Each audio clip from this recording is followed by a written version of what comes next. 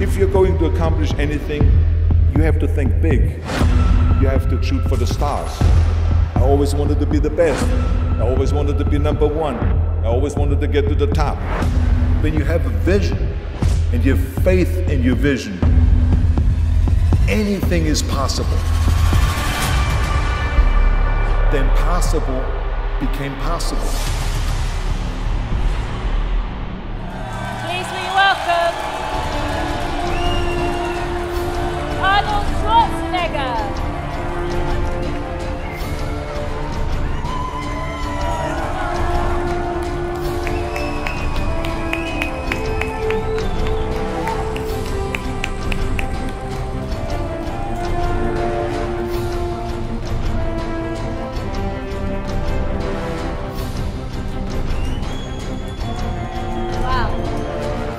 Thank you, thank you.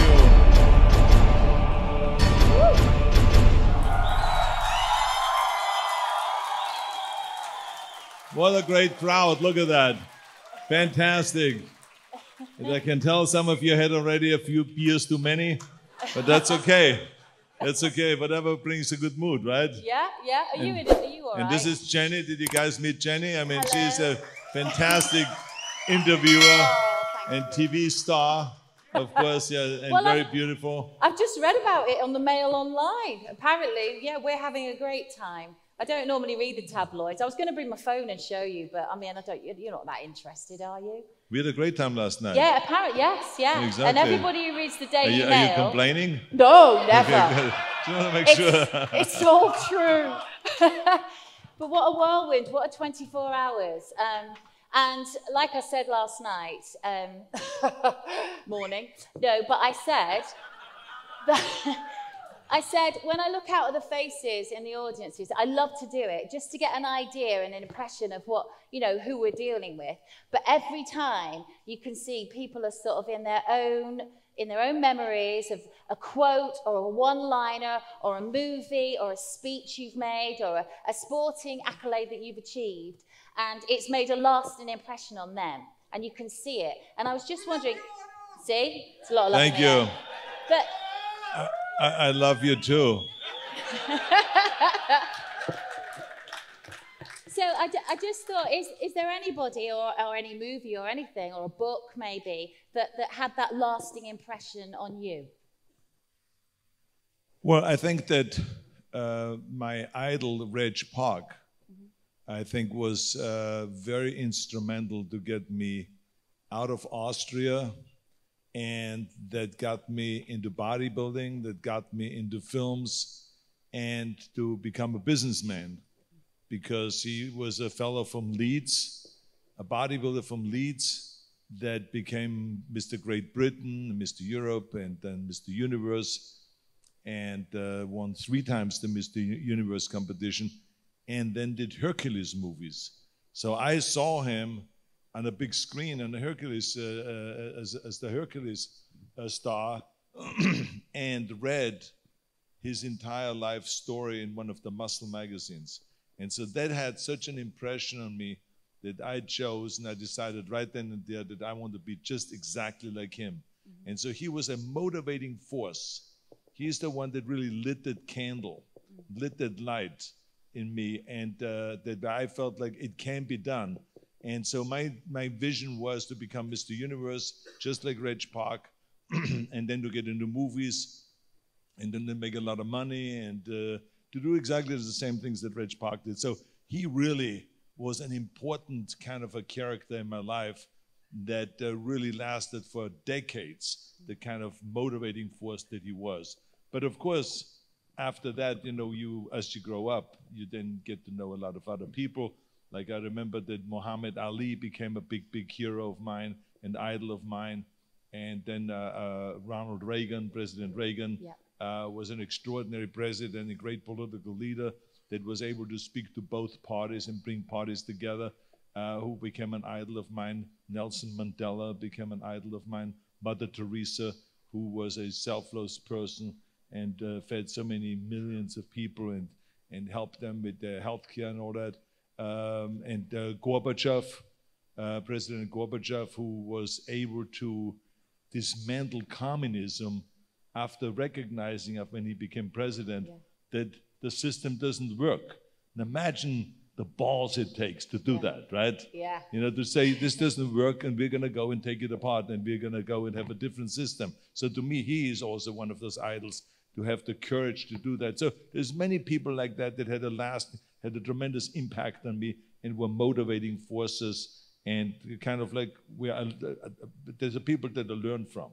Yeah. And talking of balls, you sent balls to someone, didn't you? One of those sort of like lawmakers. When you were a governor, there was somebody that you sent, sort of not real ones, but metal balls. Well, not real ones. You're absolutely correct. No, you're absolutely right.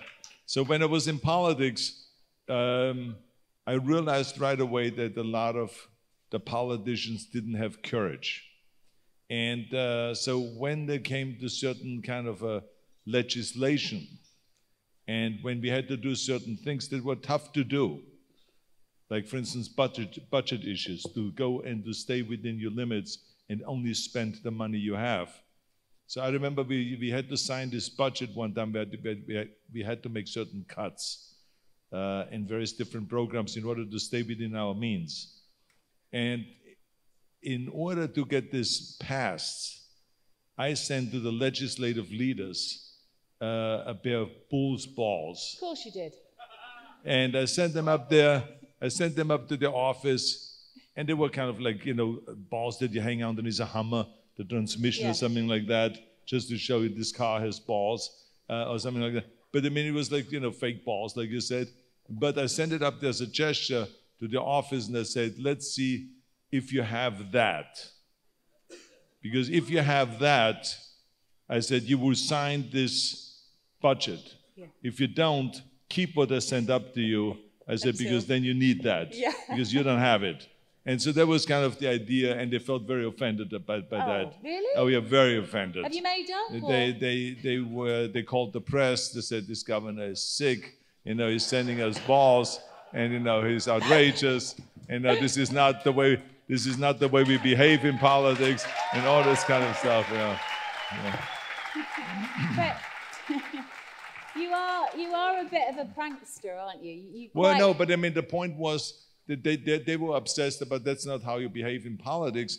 And I said, well, I don't want to behave like in politics. You know, I wanted the reason why I was elected to do something different. And the way they behave in politics is they chose the things that were good for their party, but not good for the people. And so I said, I want to be different. I want to go and make decisions that are based on what's good for the people, and I have the balls.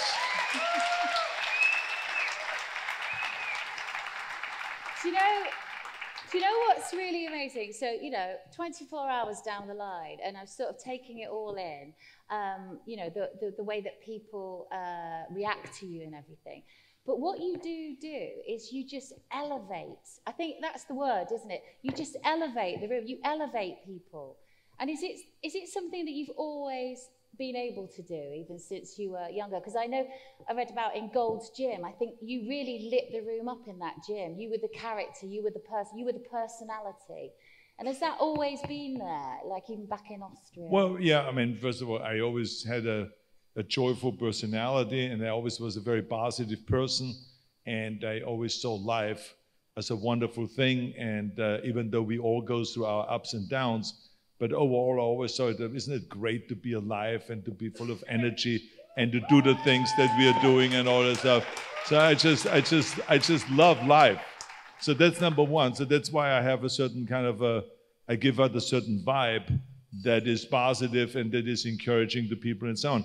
But also very intentionally, I try to encourage people all the time and pump them up, because there's so many people out there that need help. And I remember that when I was a kid, if I wouldn't have had that Reg Park, if I wouldn't have had the trainers or the idols that I've had, and if I wouldn't have had the people that helped me, I wouldn't be where I am today.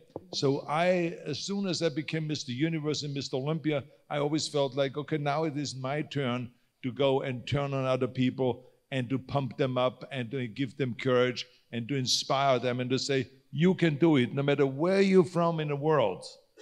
No matter how much money you make, you can do it. You can become a star. You can go all the way, and you can be happy. So that it's an interesting sort of ethos you have, because if you think back to your childhood, it could have gone either way, really, couldn't it? Because it was wonderful in some ways, but otherwise not so much. So, you know, it could have been a much more negative reaction you had. So well, you're absolutely right. I mean, I grew up after the Second World War in Austria, and there was, you know, total poverty, and there was no food around, and my mother went from farm to go and beg for food, so she had enough food for us kids in order. And then I had a father that was a disciplinarian that made us do push-ups and sit-ups before we were allowed to have breakfast and stuff like that. So yes, I had this kind of a strict and straight, really crazy upbringing, which I hated at the time. But then later on, when I went to America and I became successful, I said to myself, this was exactly the childhood that made me be that hungry, that created that fire in the belly. So now I thank my parents for being strict. I thank my father for making me do the push-ups and the sit-ups and the knee bends and all of this stuff, because otherwise I wouldn't have been hungry to really leave my home and to get to America and all this. And so I think that sometimes the stuff that happens to you that is negative, or the failures that happen to you in your life, can actually be a great learning experience and help you to an end to become a winner. And so this is why I look at my childhood and I say, I was blessed that I had this strict kind of upbringing, and this is what made me who I am today. Wow. Yeah. Wow.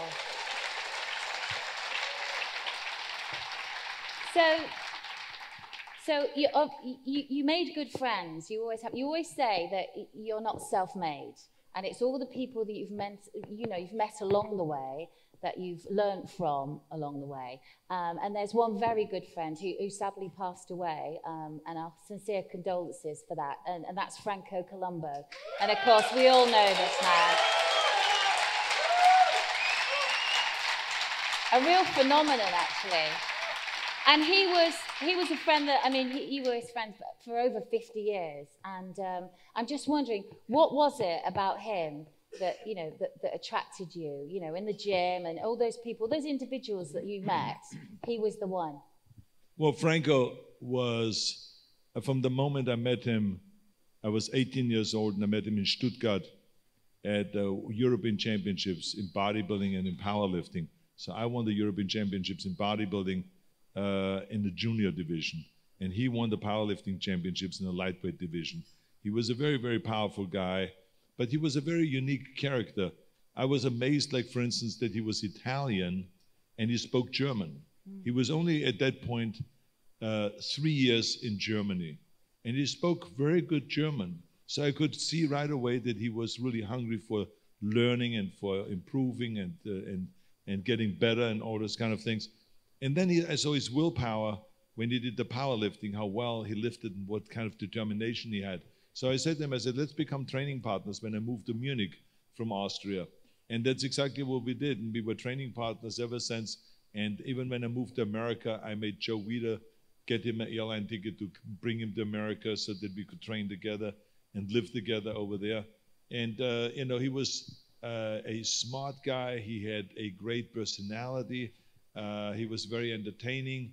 He was extremely strong, extremely muscular, very, very giving person.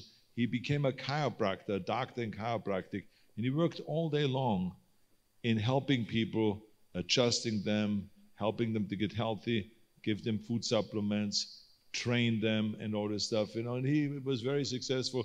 He trained even Sylvester Stallone for his movie for Rambo #2. And yeah, absolutely. So he trained the various different personalities in Hollywood that most people don't even know about, because, you know, these guys sometimes, you know, want to make you feel like they kind of were born like that, muscular.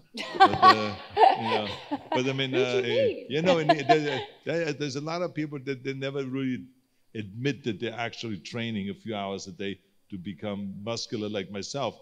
I always told people I train 5 hours a day to have the body that I have. And Franco will be the first one to tell anyone that, you know, he trained hours every day. But in the old days, for instance, like Clint Eastwood and Charles Bronson, and those guys, they also trained, not 5 hours a day, but they trained a little bit, but they would never admit it because they wanted to make it appear like they were born with this kind of a muscular and they were body. Special exactly. So it's just, I think it was in the old days, that was the way it was. But, you know, we were very happy that we created then an era in the 80s where you needed to have muscles to really be believable as an action hero. And Sly was one of those guys. Van Damme was one of those guys. There was many of them that had to have the muscles in order to show that you can be an action hero and make the whole thing actually more believable. And it's interesting now because looking at bodybuilding, do you think the shape and the way that bodybuilding is looking now is better because it's different to the time when you were bodybuilding? Well, I tell you, for instance, the body that Franco Colombo had, since we talked about him, it was extraordinary. I mean, you know, he had the hugest lats that anyone can imagine. I mean, when he did the lat spread, and he looked like the curtains are closing. It was like it all of a sudden got dark. You couldn't see any more light between his arms. You know, he was just had such an extraordinary body with such a small waist and such unbelievable abdominals and all this stuff. The day when you look at the bodybuilders, you know, they have a lot of times these huge stomachs and they look like they're pregnant, like 6 or 8 months pregnant up there on the stage. And I think it has a lot to do. It has a lot to do with the growth hormones that they're taking, because when you take growth hormones, it makes your muscles grow, but it also makes your intestines grow. Okay. And so that's the danger. And then also they take other drugs that are very dangerous for your health, and that's why you see every so often now people actually are dying. You know, that they're young, that they're in their 30s, and they're dying because of taking too much of those drugs, you know. And you're trying to change that a bit as well, aren't you? I mean, you know, we always say, you know, this is bodybuilding, not body destroying. But, you know, that it's a society itself is such that everyone is taking medication for something. Kids are taking medication if they have an attention disorder, that they take medication so that they get rid of that problem. People, when they get tired and they're studying for long periods of time, they take, you know, some speed so they can stay awake, or some, you know, whatever it is. So, I mean, everyone is taking something to enhance their performance. And so we always talk about that we should get off performance-enhancing drugs. But everyone, the whole society, the whole world is taking something. And so it's very hard to get people off. And also the drug companies are very smart. Because if you have a drug test, they figure out a way of how to circumvent the drug test. And so for every attack, there's a defense. That's what Nietzsche said. That's exactly what they do. It's a big one. It's a big battle. But we are making great effort that we are bringing back, when it comes to bodybuilding, to bring back posing and performance on a stage. Because well, not classic physique, but I mean, let the guys, whatever physique they have, a classic physique or a stupid physique, it makes no difference to me. I mean, just perform, be able to perform on stage. Yeah. That's what we want to accomplish. Because I'm telling you, the day bodybuilders, I mean, these guys get up on stage a lot of times, and they hit the pose, and if you're a judge and you say, okay, everyone hit the double bicep pose.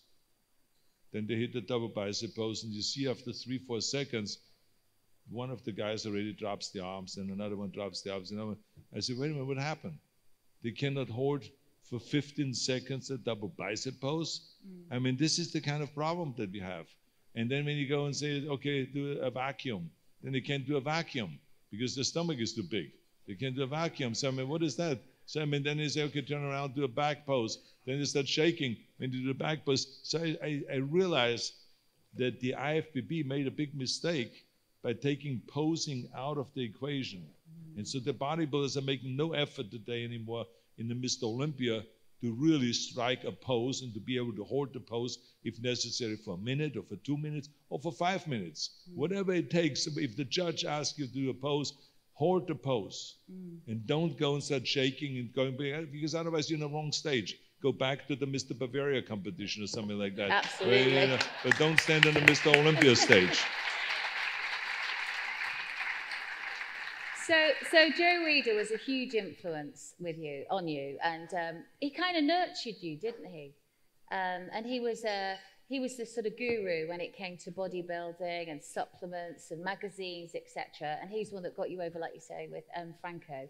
And he's also the guy that got you kind of into movies, because I read somewhere that he said you were, to sell you for Hercules, he said that you were a German Shakespearean actor. Well, I mean, Joe Weider was a big fan of mine. And he brought me to America, and he really gave me, I mean, you know, I just wanted to say that he's one of those examples why I hate when people say, Arnold, you're the perfect example of a self-made man. Because I'm not a self-made man. And I always tell people that it's very important that we recognize that there is no such thing as a self-made man. Every one of us gets help from somebody or from a lot of people.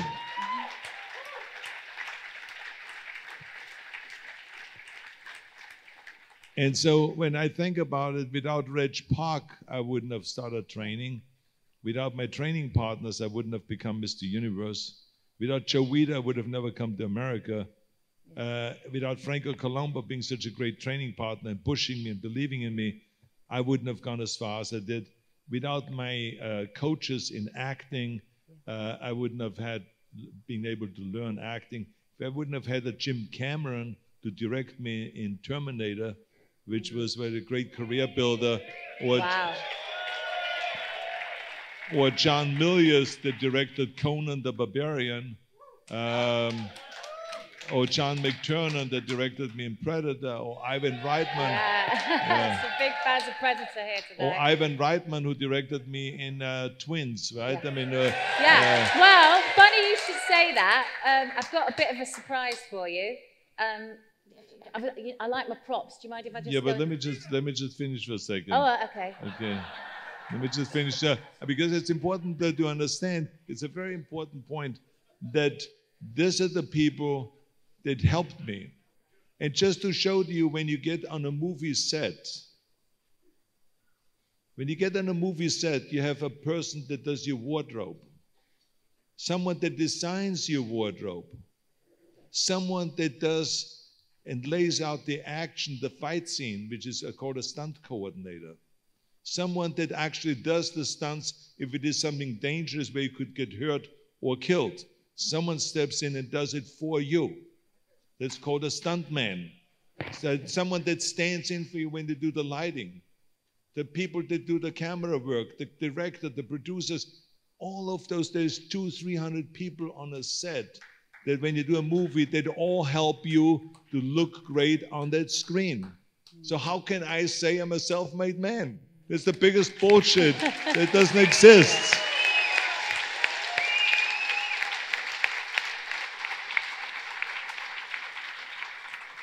Well, now you can go and bring your prop, whatever that is. Sure, thanks. Okay. Oh, my mic's just fallen down. Why are you holding your butt? Because nothing happened. I think I shook myself. Come on.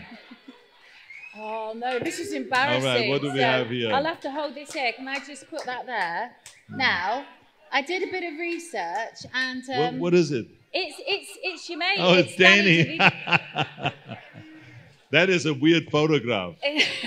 He's got a funny expression on his face, but that's no, but you know what? You know why this is weird? What? Not just because it's the same height Danny is, but it looks like the eyes follow you. Yeah. This is strange. It was, because I had him up in my bedroom all night, and it was really weird. Thank you. Here's the luckiest guy on the planet. Oh, here we go. What's your name again? What is he doing? We'll just carry on. We're professionals, okay, remember? Okay, yeah. got it. You see, you have to rely on. Well, no, but I'm not. Do you understand that I'm jealous? I mean, when another man is touching you. Can I quote I mean, you this on is that? like what is going on here? Stop it now. Stop it. Stop it. Oh, Stop it. You stop it. So, Okay. The point is that in your prime, for Mr. Olympia, the circumference of your bicep was 22 inches. 22 inches. How 22 did you know inches. that? Huh? You did some research. I'm a bit of a groupie, actually, Arnie. To be fair, I am. Yeah. Okay, so, now let's see if you're as good with all the other measurements. Oh.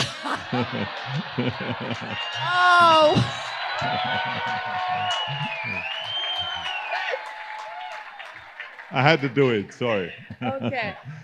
I meant chest, for instance. Oh, mine, 32 double D.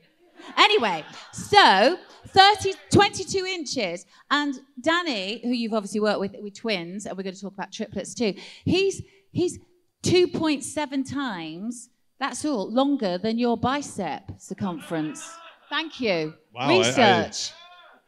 Yeah, that's not the reaction I expected, but never mind. How did you figure that one out? Huh? How did you figure that out? Google. You must be doing some quick math. Yeah. Do you want me to take him away? Does it make you feel awkward?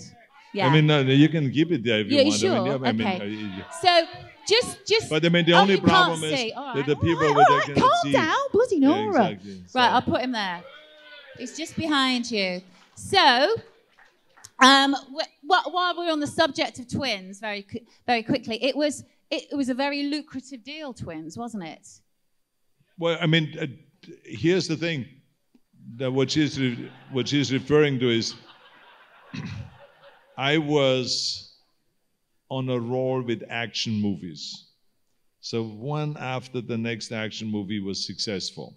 So when you're successful, then people want to copy it. They want to keep doing action movies. That's the way Hollywood works. Even though Hollywood is known for being creative, but actually they are the biggest copiers of that anywhere in the world. They just copy and copy and copy. Like right now, it's the in thing is to do big movies that make $1 billion, right?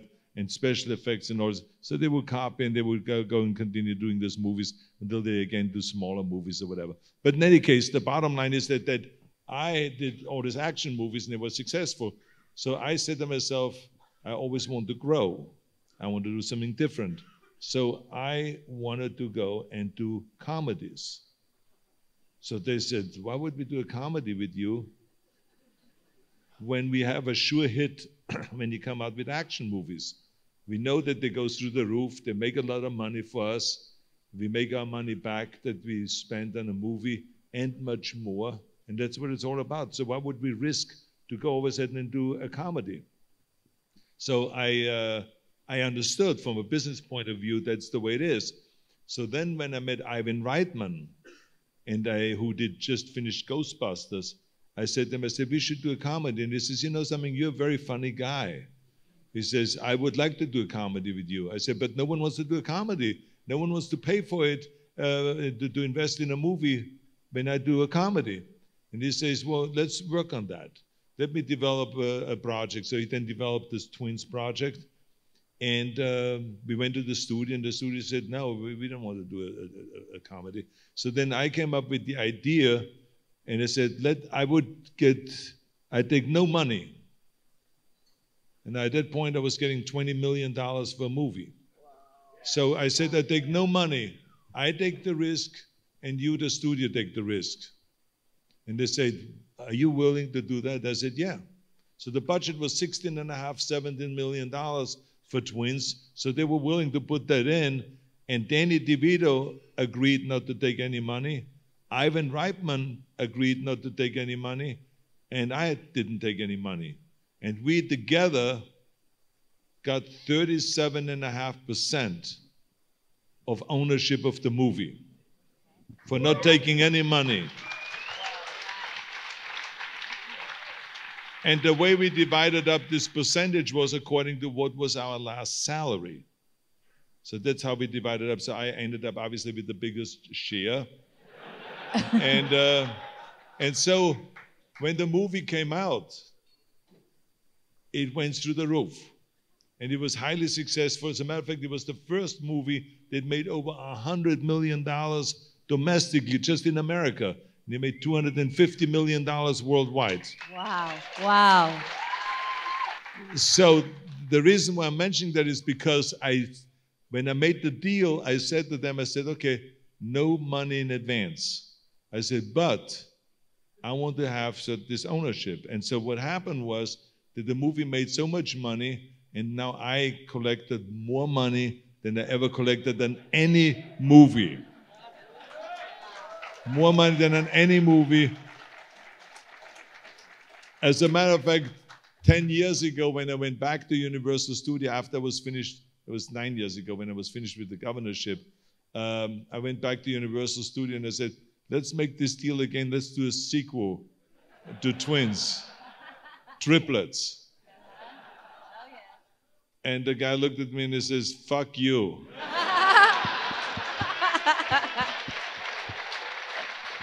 Brilliant. Brilliant. So this is how pissed off they were about this deal.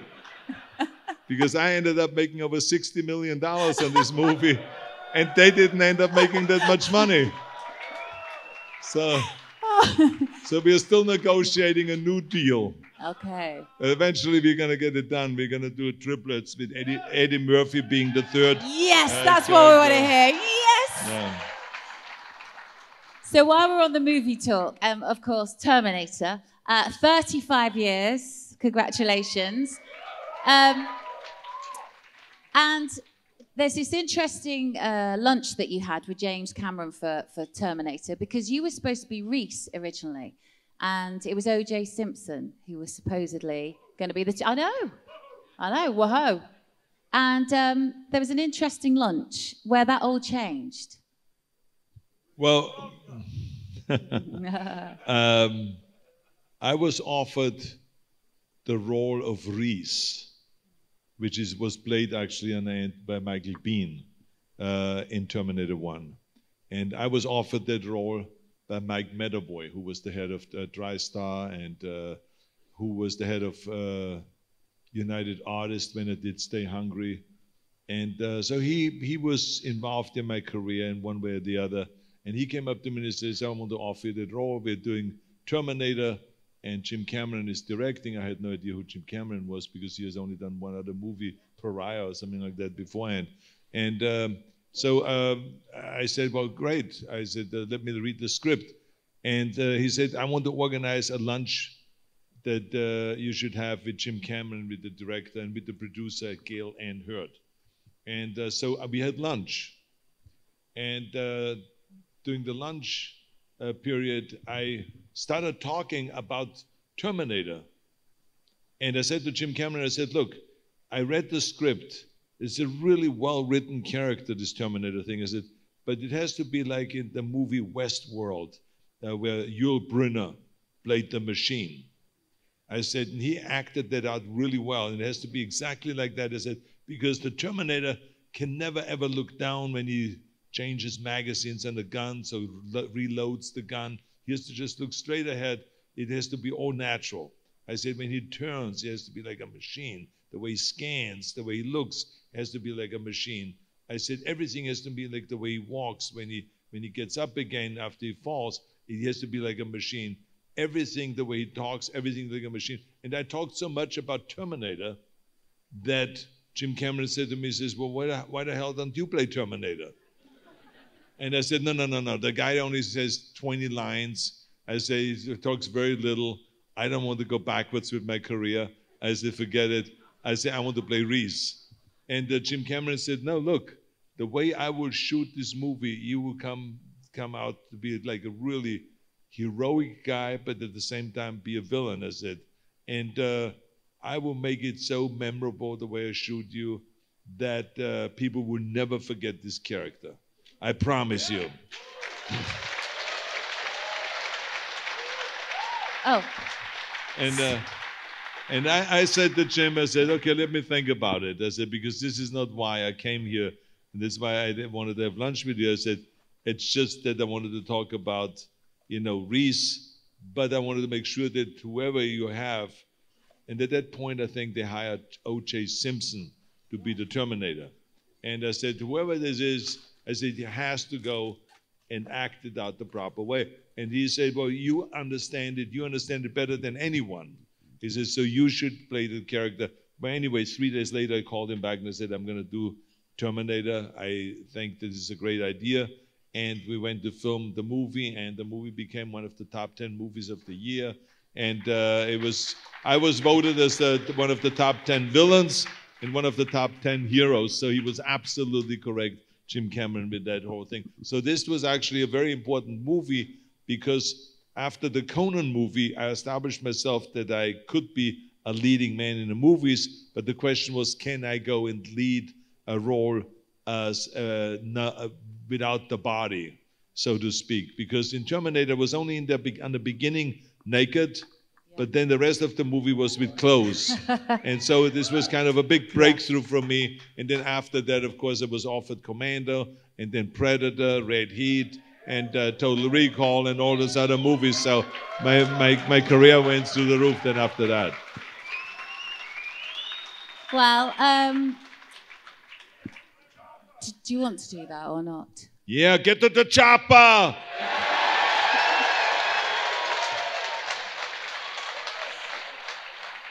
It wasn't that pleasant though, was it, Predator? So I thought it was a loads of guys all working out in the jungle. You had a great time, but it was actually quite difficult.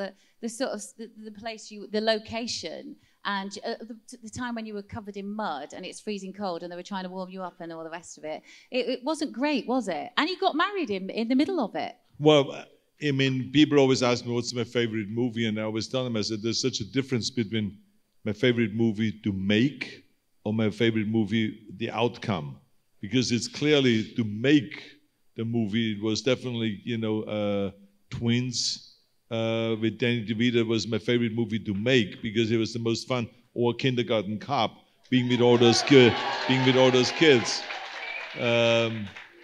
But the movies, the action movies, are the toughest movies to make, because, like you said, in Predator, being covered in the mud in the middle of the jungle at night where it was freezing cold, and being in that water. And you were like on an incline. You were saying you're on a hillside most of the time, so you were sort of always on an angle for Well, but that was the least problem. The biggest problem was freezing my ass off all night, because you have this mud on your body. It was freezing cold, and they put this mud on, and the mud had to be always wet. And so I was just shaking all night long. And I remember I was drinking a lot of tea with schnapps in it, with alcohol in it, to kind of like warm up again and all that stuff. It was like dreadful. And the same is with the Terminator movies. I mean, all these action movies are very tough to do. You get injured all the time when you do these films.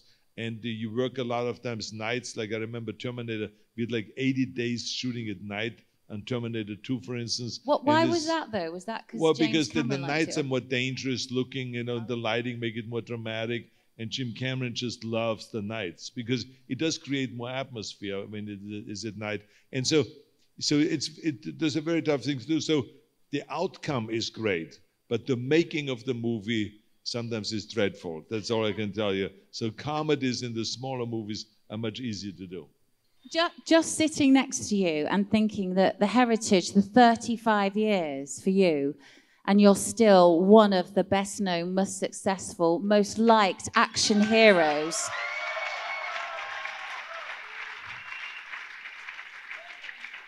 And you know what? It's actually quite sad that, there will never be another action hero like you. There will never be another Arnold Schwarzenegger. You don't think, oh yes, so-and-so and so-and-so's coming up.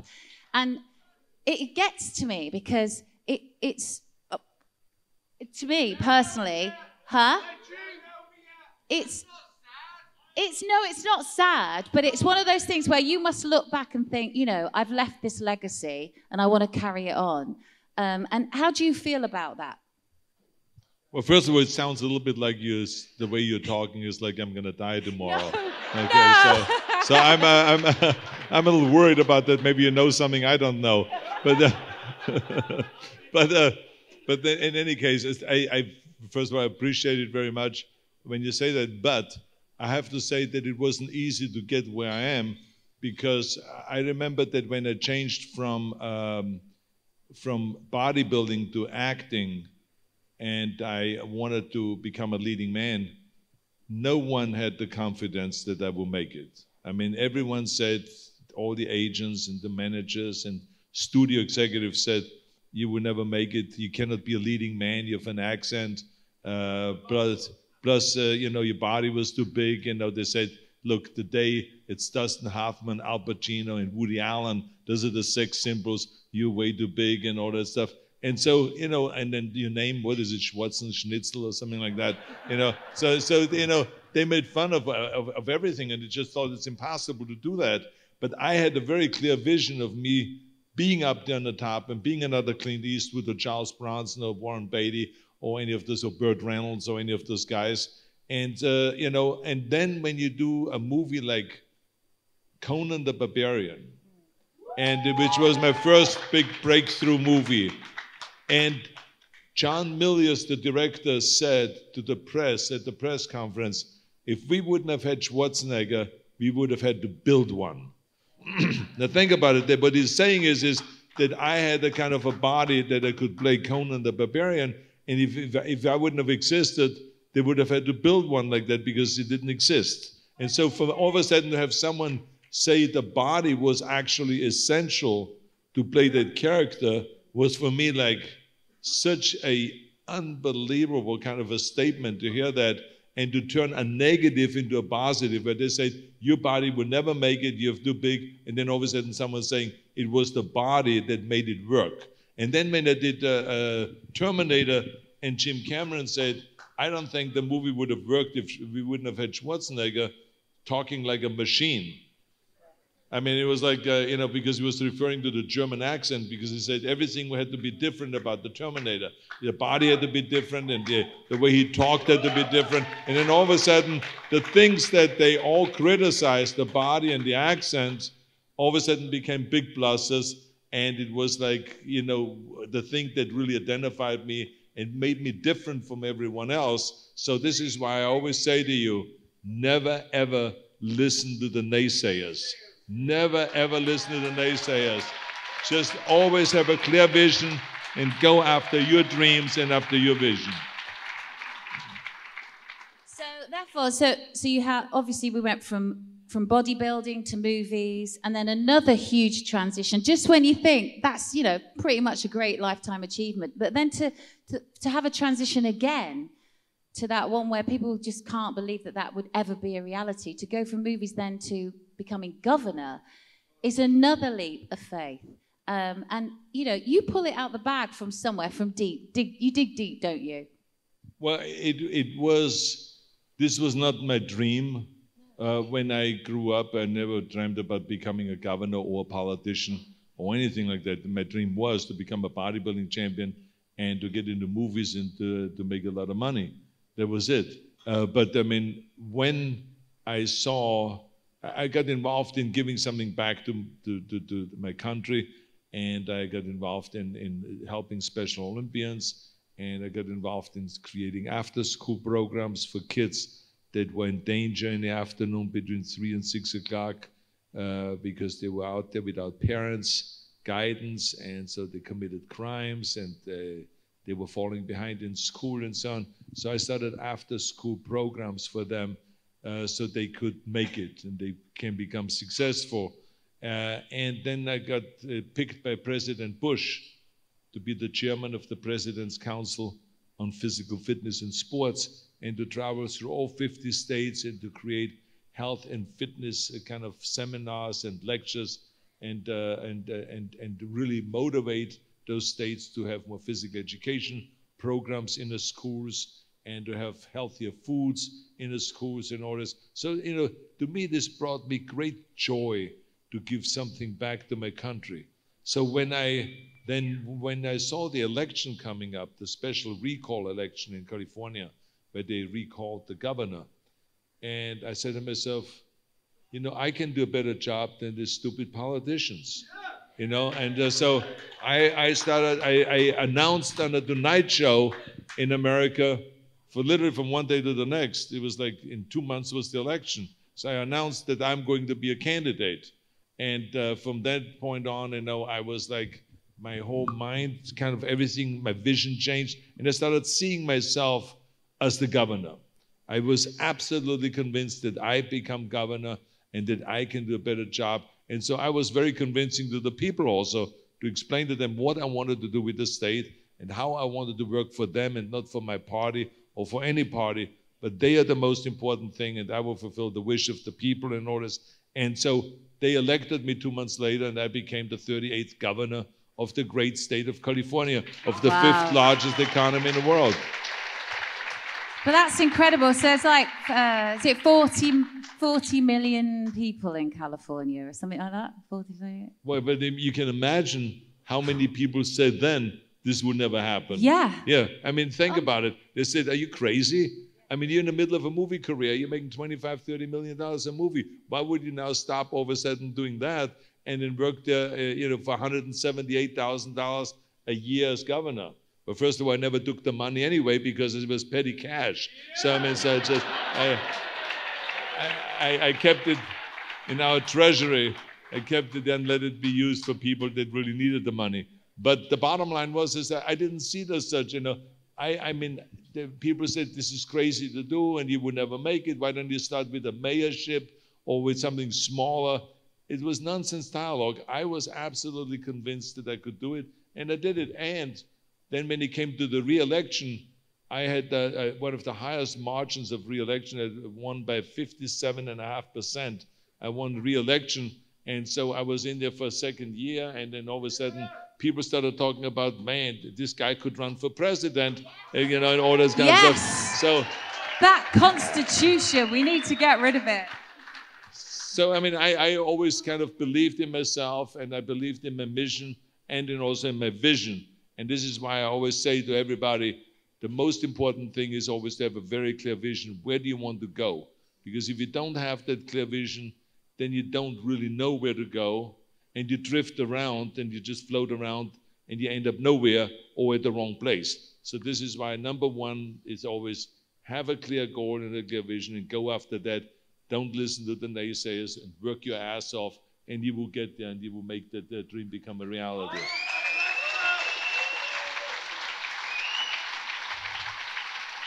So what's been the most gratifying mission that you've accomplished? Out of all the things, out of acting, out of bodybuilding, or being governor? Well, I mean, I think that the most important was the governorship. Because, I mean, you're serving 40 million people. 40 million people, and California is not only the #1 state in the United States, it happens to be the 5th largest economy in the world. So think about that. The only other countries that are bigger economically than California is the United States, China, Japan, and Germany. That's it. I mean, we have a greater GDP than England has, that Italy has, that France has, much, much more, of course, than Russia has, and all of those countries. I mean, so it is a huge state with the most diversified economy. With agriculture, we're #1 in agriculture in the United States, in entertainment, in tourism, in nanotechnology, in green technology, in high technology, in all of those areas. It's really amazing of what a kind of a unique place it is, and to be governor of that state, it's just really mind-blowing if you think back. I mean, at the time when I did it, I said to myself, well, I was born for that, and then I'm a leader. I'm going to go and lead this state and all this stuff. But, now thinking back at it, it's really amazing to make all these millions of people buy in and believe in you and say, I'm going to vote for this guy, and then you win. It's really fantastic. So I think that was the most important job that I've done, and the most important period in my life. But also, things are continuing now, and you're having pretty much a huge impact on the global issues, like R20, which you are part of, and also your Schwarzenegger Institute in Southern California. You've got your after schools project, and then you've still got your huge fitness crusade with the Arnold Classic. Yeah, as a matter of fact, we're going from here tomorrow to Barcelona, to Spain, in order to promote the Arnold Classic Sports and Fitness Festival. And to me, I've been, ever since I've gotten involved in bodybuilding, and after I've won Mr. Universe and Mr. Olympia and Mr. World and all those titles, I promised myself that I will promote health and fitness, and to really inspire everyone, especially kids, to go and get off the couch and to do some form of exercise. It doesn't have to be bodybuilding, but do something. Get off the couch and get out there and train. If it is boxing, if it is wrestling, if it is tennis, if it's golf, if it is bodybuilding, if it's weightlifting, it makes no difference to me what is soccer, whatever it is, but do something. So this is what I've been doing, and this is what the Arnold Classic Sports and Fitness Festival is all about. We bring all the different sports together. Like in Spain, we have over 50 different sports. In Africa, we had at the Arnold Classic 90 different sports. So everyone comes together, and we celebrate sports, and we really go and try to inspire everyone to exercise. So this is one of my crusades, is the fitness crusade. The other crusade is, which is another important one, that was never my dream either, but that happened during my governorship, was to realize that we need to clean our environment.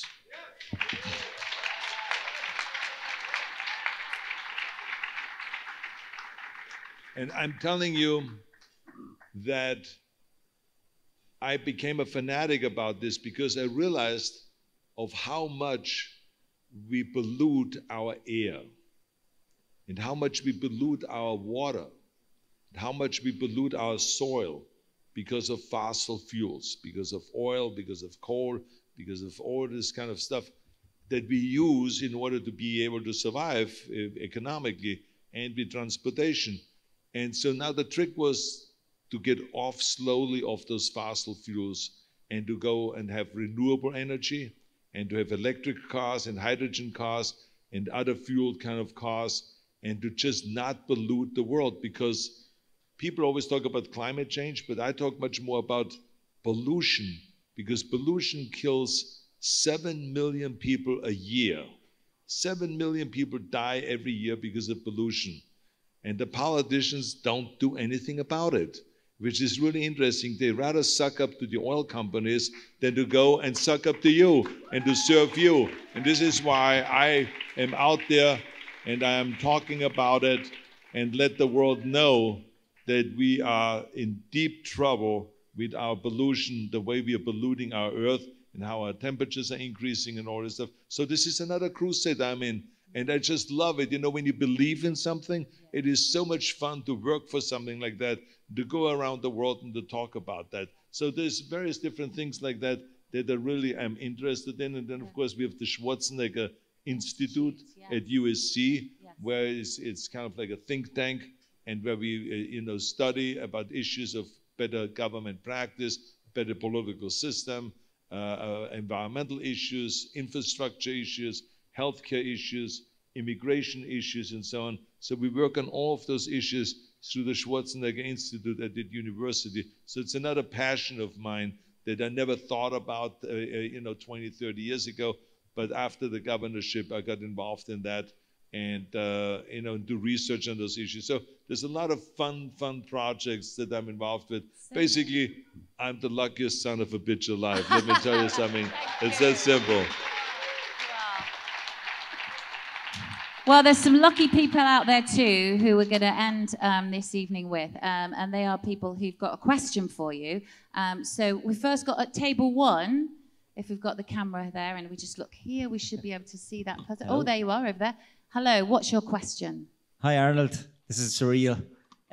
You're my biggest hero of all time. Obviously, everyone tells you that, but I'm actually the real hero, the biggest fan. The rest of you are all choir boys compared to me. But anyway, I grew up in the 80s, and Twins was my absolute favorite movie, feel-good movie of the 80s. And I was just wondering, can you tell us any more about triplets, when that's going to happen? Because, I mean, that's so exciting to have Danny DeVito back and Eddie Murphy as another brother in it as well. It sounds fantastic. Well, I'm absolutely convinced Twins 2 is going to happen. We're going to do triplets with Eddie Murphy. I think that Danny DeVito is very excited about it. Eddie Murphy is very excited about it. And it's just would take a little bit more time to perfect the script. We have 3 different versions of scripts, and I think that it is almost there. It's not there yet 100%, but it will happen. Yeah, hang on. It won't be long. Okay. So, table 16. Hi, Arnold. How are you? Commando or Terminator is better for you? Oh. Why do we have to pick one or the other? Why not just enjoy both? Okay, we've got the crew running around like headless chickens now. So we should be at table 20. If it's too far away, I can always ask the question on the behalf, but that's not the idea. Okay, there you are, quickly. So, table 20. Yes, good evening, Arnold. Can you give us some insight in the work you are doing for the environmental cause? Because it's a hot topic the last years. You're talking about electric cars? Have you got an electric Hummer? Yes.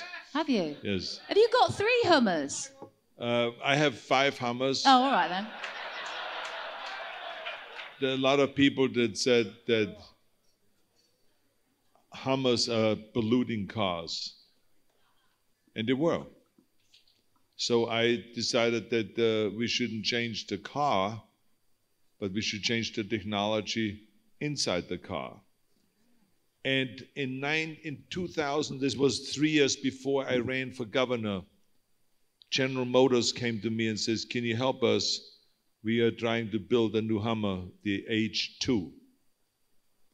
And I said, yes, absolutely. And I helped them with the design of it.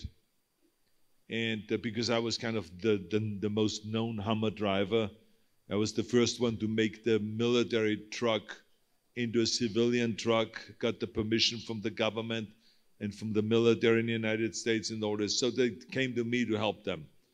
And so when it was finished, I loved the design and everything like this. And then they said, we're going to use this engine. And I said, why would you use this engine? It's a regular, diesel engine. Why not just use an electric engine or a hydrogen engine? They said, oh, that would take too long. We have to do all the research on it and all this kind of stuff. So I said, well, I think this is bullshit. As if you ask me, I said, because you guys are a big company, I think you can do it within a short period of time.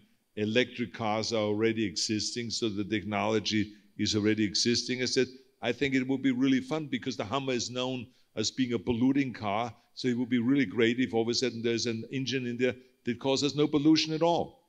So anyway, they didn't go for it. They said it would take too long and so on and so forth. So they said it would take 8 years.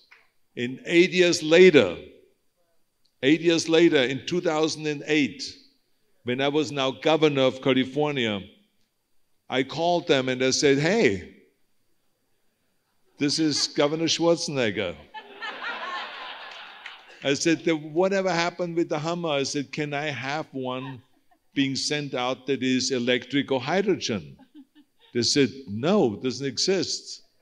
I said, but you told me 8 years ago it would take 8 years for the research and for the development.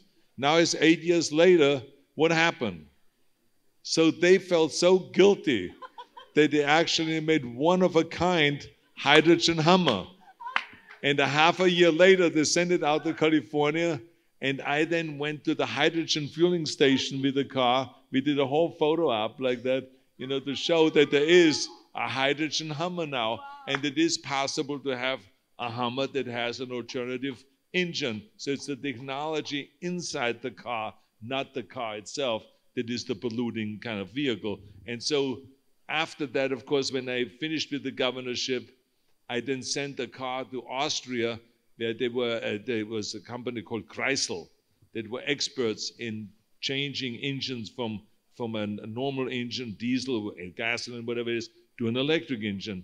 And so I had one of my Hummers changed to an electric engine, a Hummer, which has 500 horsepower. This Hummer flies. I'm telling you, it's like unbelievable. And it is so much fun to drive.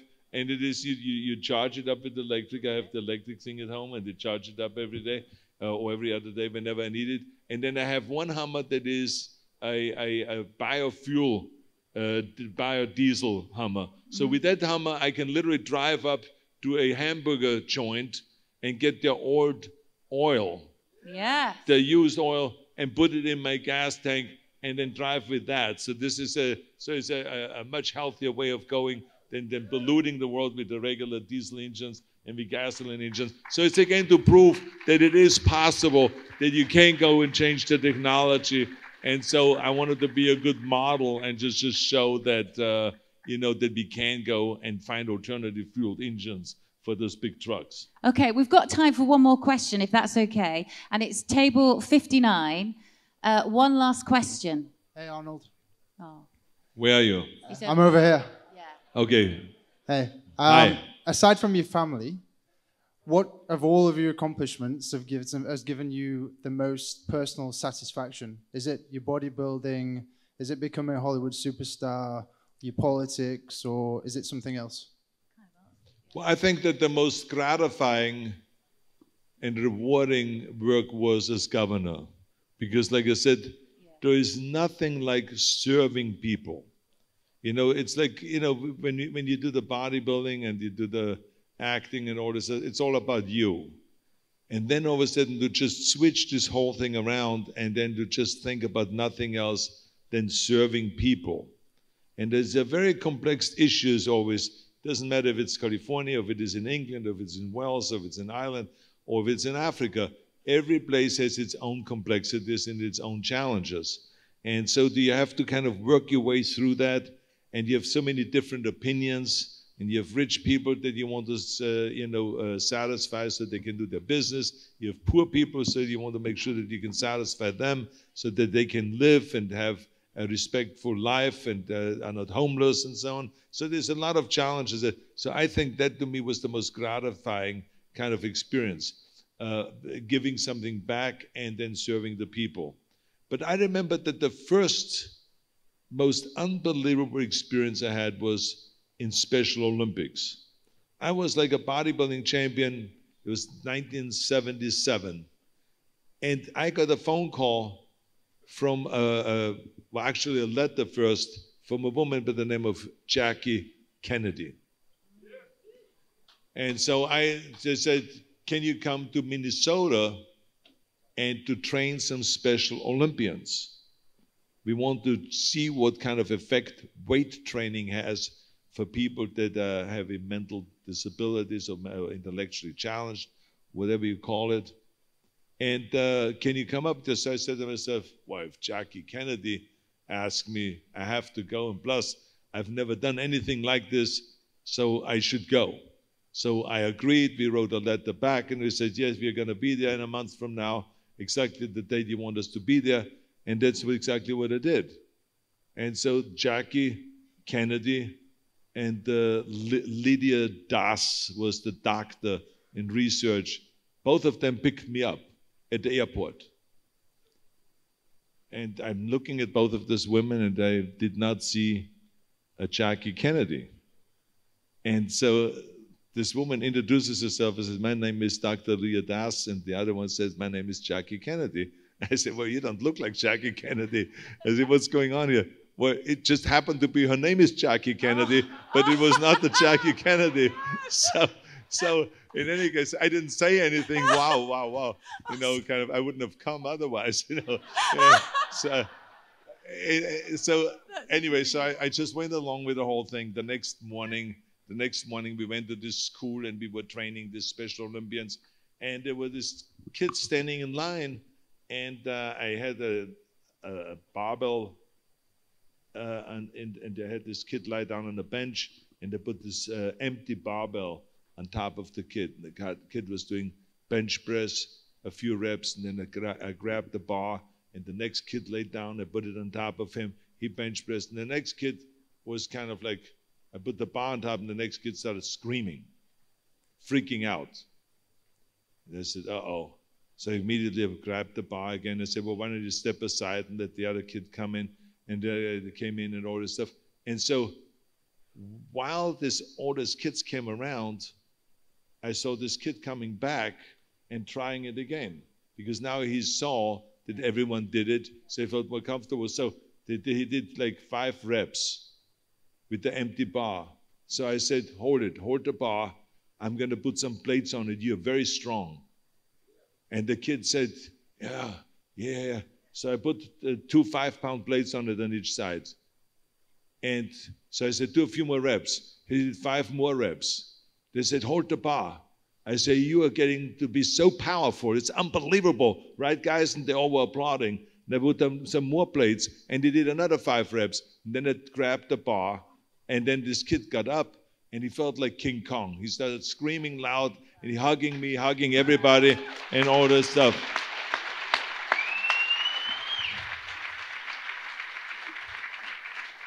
So every exercise we did after that, this kid was showing off how strong he is. And so I realized when I went home in the evening and prepared myself for the next day, how happy I was. And I just couldn't, I remember I called my girlfriend and I said, the oddest thing happened today. I'm doing this training here for the Special Olympians, and I'm so happy. I said, I feel so good. And I realized that I made no money. It was not a career move at all. It was absolutely nothing. It was just about giving something back, using my talent of inspiring kids and giving that back and doing that and seeing this impact on those kids. Wow. And so I tell you, this had such a profound impact on me, where I realized for the first time in my life, at the age of 29 or 30 I was, that it's not just about you, what you make, but in the end we are judged not how much we made, but how much we gave back. How much do you give? And to me that was a very important lesson, and from that point on I always made an effort to give something back and to get involved in a lot of things. And it also plays into the thing that I told you earlier, there is no such thing as a self-made man, because now when you recognize the fact that you are a product of a lot of help, that means that you, in turn, should go and ask yourself every day, what did I do to help my community? What did I do to help someone that needs help? It can be if you teach someone reading, or if you teach someone something in sport, or whatever it may be. But always think about help other people. Reach out and help other people. That's what the world is all about, is to make money, but to give and to give back. Arnold, that is just the perfect sentiment for us to finish our experience with on. You've been absolutely amazing. You've been gracious. You've been inspiring. You've affected all of us, honestly. And I think it's a memory that we will take with us for the rest of our lives. It really, truly has been an amazing experience for us all. And like I said yesterday, and I'm going to say it again because I think it's perfect, there was a friend of yours in the Austrian gyms when you were a child, well, when you were younger, who said, there's one way and there's one word to describe Arnold, and that is a joy. And you have been a complete and utter joy. And you filled all our hearts with that, and thank you so much. Arnold Schwarzenegger, everybody. Thank you. Thank you. I'll be back. Thank you very much. Thank you.